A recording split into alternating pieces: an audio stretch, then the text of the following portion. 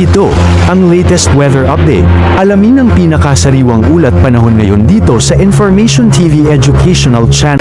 Kung makikita nga natin sa ating satellite image, may mga kaulapan tayo dito, south ng Mindanao. Ito ay Intertropical Convergence Zone o ITCZ.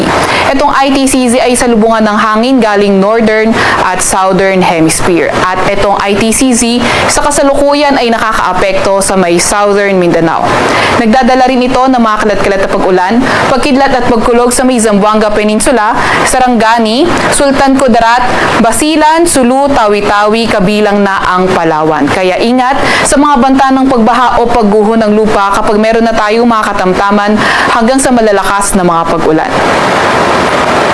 Samantalang easterlies o yung mainit na hangin galing karagatang Pasipiko, patuloy pa rin yung epekto nito sa may Luzon at silangang bahagi ng Visayas. Para naman sa lagay ng panahon sa Metro Manila at nalalabing bahagi ng ating kapuluan, asahan natin yung partly cloudy to cloudy skies condition at may mga tsansa ng mga localized thunderstorms. Yung mga kasamahan natin sa Regional Services Division patuloy na maglalabas ng mga thunderstorm advisory, rainfall advisory o hindi kaya heavy rainfall warning kung kinakailangan. Sa kasalukuyan rin naman ay wala tayong namomonitor na low pressure area or bagyo sa loob or malapit sa ating Philippine Area of Responsibility.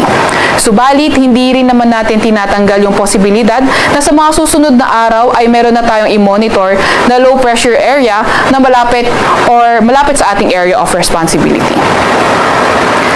Para naman sa lagay ng ating panahon bukas, asahan natin sa Palawan area ay magiging maulan pa rin. Sa Metro Manila naman at nalalabing bahagi ng Luzon, asahan natin na partly cloudy to cloudy skies condition pa rin tayo with chances of localized thunderstorms. Agwat ng temperatura bukas sa Metro Manila, 25 to 33 degrees Celsius.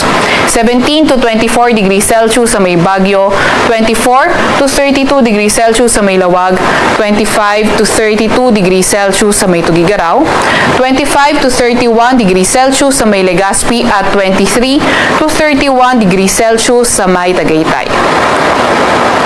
Agwat naman ng temperatura bukas sa may Puerto Princesa ay 25 to 32 degrees Celsius at sa may Calayan Islands naman ay 26 to 33 degrees Celsius.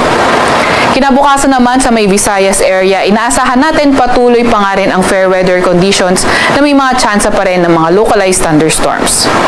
By tomorrow, asahan naman natin sa parte pa rin ng Zamboanga Peninsula, Sultan Kudarat, Sarangani, Basilan, Sulu at Tawi-Tawi, patuloy na magdadala ng mga paulan ang Intertropical Convergence Zone o ITCZ. Sa nalalabing bahagi naman ng Mindanao area, partly cloudy to cloudy skies at may mga tsansa ng mga localized thunderstorms. Agwat ng temperatura sa Iloilo at Cebu maglalaro mula 25 to 32 degrees Celsius. 25 to 33 degrees Celsius sa may Tacloban at sa may Davao. Sa Cagayan de Oro naman ay 24 to 32 degrees Celsius at 25 to 34 degrees Celsius naman sa may Zamboanga